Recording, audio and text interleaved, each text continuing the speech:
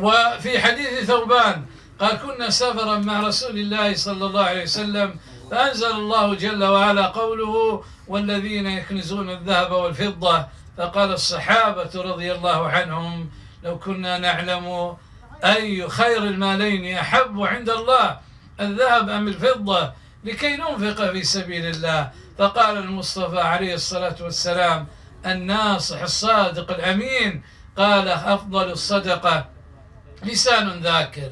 داوم على الذكر يا عبد الله، داوم على ذكر الله عز وجل.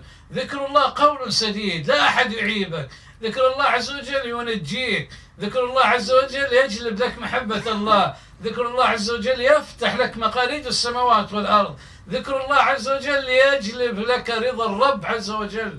ذكر الله عز وجل عظيم.